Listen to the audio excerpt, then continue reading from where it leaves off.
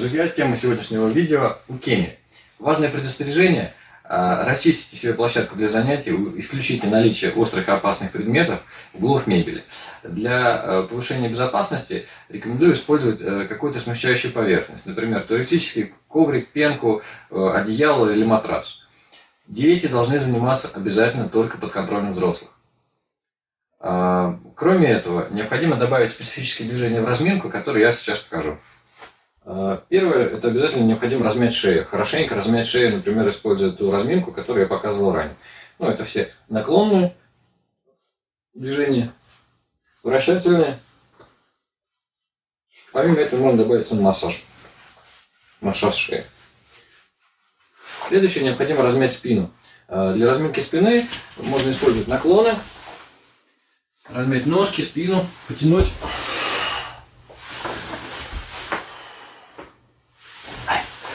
Еще одно движение с положения на коленях, прогиб и выгиб спины. Прогнуться, выгнуться, прогиб и вверх. Хорошо для разминки мышц спины подойдет упражнение самолет, которое мы с вами делали. После этого необходимо в положении группировки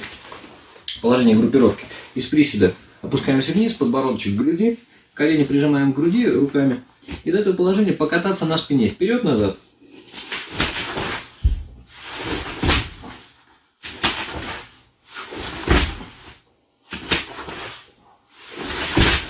Добавить перекаты в сторону, размять боковые части спины.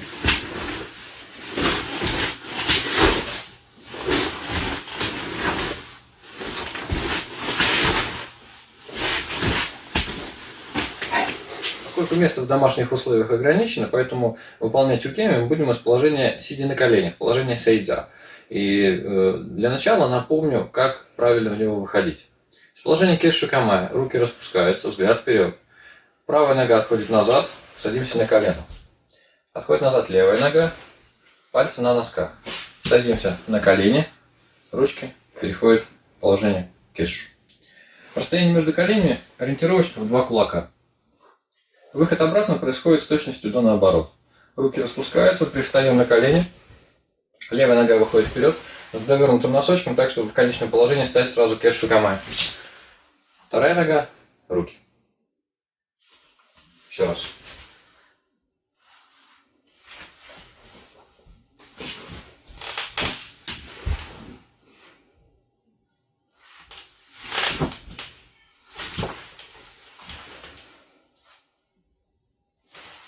Следующее упражнение. Перемещение на коленях. Обратите внимание, ноги развернуты под 90 градусов друг к другу. Сзади ножки стоят на носочках. Перемещение осуществляем следующим образом. Руки можно положить на бедра. Приставая, важно соблюдать соединение пяточек. Раз, два. Раз. Таким образом корпус и бедра на каждое движение доворачиваются. Два. И в обратную сторону. Раз, два. Раз, два. Так, основные моменты при выполнении движения майо-укеми. Выполняем его сейчас в положении сидя на коленях. Ножки разводим под углом 90 градусов. Сзади ноги на носках. Первое. Ручки ставятся перед собой. Одна ставится пальчиками в сторону, вторая пальцами вперед. Подбородок уходит в сторону. Мы глазами стараемся контролировать движение задней ноги. Каждая следующая часть тела касается пола за предыдущей. Происходит такой эффект качения вперед. Должна быть округлость движения. Как колесо необходимо двигаться вперед. Не под собой, а вперед. Вперед. В то же время присутствует диагональность движения. В данном случае левое плечо идет в пол, правая нога начинает движение. Вот сюда. Раз. Нога начинает движение наверх. В этом движении ногой старайтесь, можно представить, как будто вы хотите носком чиркнуть по потолку. Раз. Два. Страховка Сёринзе Кэмпа заключается в том, чтобы ее можно было выполнять на любой жесткой поверхности, в том числе на жестком полу. Поэтому исключаются перекаты по позвоночнику, которые могут нанести травму. Траектория движения в данном случае происходит следующим образом. После контакта плеча с полом идет перекат по линии плечей, и далее по линии мышц вдоль позвоночника до ягодицы. И дальше через ягодицу происходит выход на бедро. Обратите внимание на конечное положение после выполнения Майо-Кеми, положение Фуккамай. Стойка на одном колене. Задняя ножка стоит на носке, пяточки находятся на одной линии, ноги, бедра разведены под 90 градусов. Одна рука находится у головы, вторая, локоточек прижат к туловищу, закрывает низ живота. Вес чуть смещен на стоящую ногу. Угол колена острый. Конечное положение после выполнения Майо-Кеми. Данное положение позволяет легко выйти в стойку на ногах по диагонали. Таким образом работаем Майо-Кеми.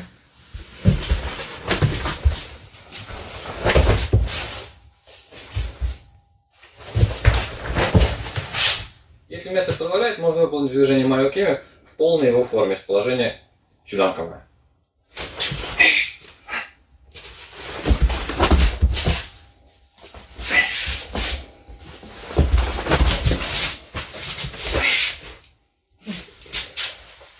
Движение обратное Майо-Кеми, движение Уси-руки, выполняется как обратная перемотка движения Майо-Кеми. Делаем движение вперед, плечи, выходим на ягодицу. И с точностью до наоборот. Идем через ягодицу, вдоль позвоночника, до линии плечи, дальше через ручки выходим в исходное положение. Обратите внимание, голова ни в какой части движения не касается пола. Еще раз. Раз. Два. Раз. Два. При правильном выполнении движения его можно делать на любой жесткой поверхности. Еще одно движение, которое рассмотрим, подъем к земли от Ньори Окиагари. Исходное положение – это конечная фаза после падения и броска, положение лежа на боку на земле. Основные его моменты – это согнутые колени, которые не лежат друг на друге, пола касается вся стопа ноги, ручки, локоточки прижаты к себе, корпус полностью довернут вместе с бедрами, голова не лежит.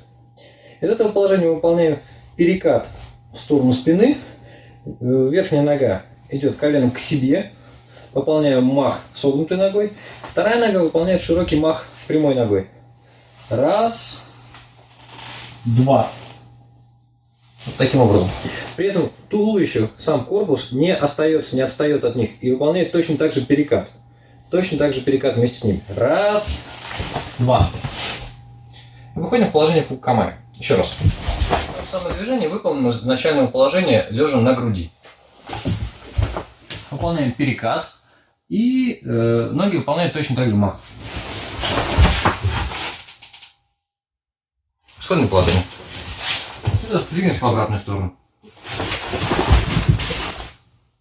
Исходное положение.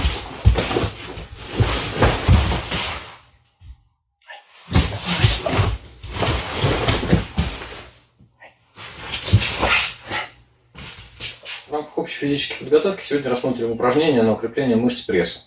Одним из лучших упражнений на мышцы пресса я считаю подъем ног на висе на перекладине. Но поскольку это достаточно сложное для выполнения упражнений, сегодня мы рассмотрим ряд подводящих к нему упражнений для постепенного укрепления мышц пресса. Для выполнения первого упражнения нам понадобится табуреточка. Садимся на край, опираемся руками, отклоняемся назад. Ноги вытягиваем в нескольких сантиметрах от пола прямыми, так чтобы они не касались пола. Постарайтесь выжать прямую линию ног и туловища. Из этого положения выполняем подтягивание коленей к груди. Задержали, опустили, выпрямились.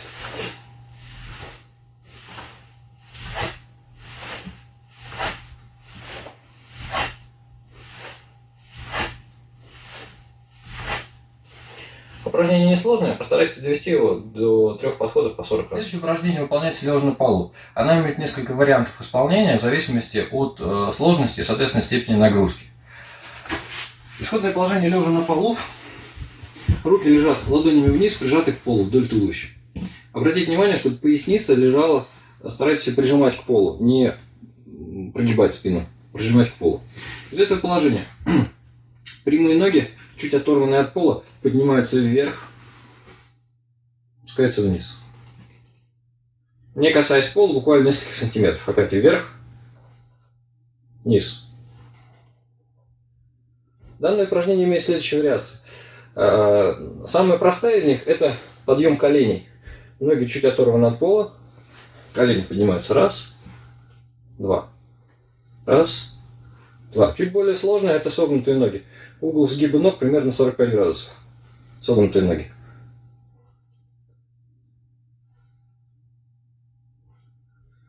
Еще чуть более сложное – это когда мы поднимаем согнутые ноги вверх, выпрямляем и прямые ноги опускаем вниз. Чтобы усложнить выполнение упражнения, можно добавить в конечной точке, в положении поднятых ног, движение тазом вверх за счет еще более максимального сжатия мышц пресса. Мы подняли ноги вверх, из этого положения поднимаемся вверх, опускаемся вниз. Раз. Два. Еще одно упражнение. Выполняется исходное положение стойка на лопатках.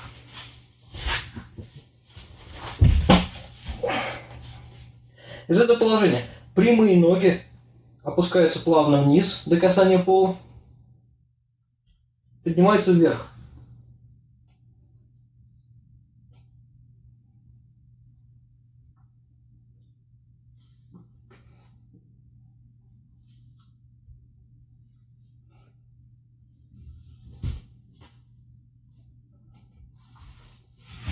В данном упражнении обратите внимание на свою шею. Не переносите на нее вес тела. Держите его на плечах и на упоре руками. Второй важный момент. Упражнение нужно выполнять не спеша. Плавно опустить ноги, плавно поднять их вверх за счет мышц пресса, не допуская раскачки и инерционных движений. Выполнять медленно за счет силы мышц. И обязательно не забывать о ровном дыхании.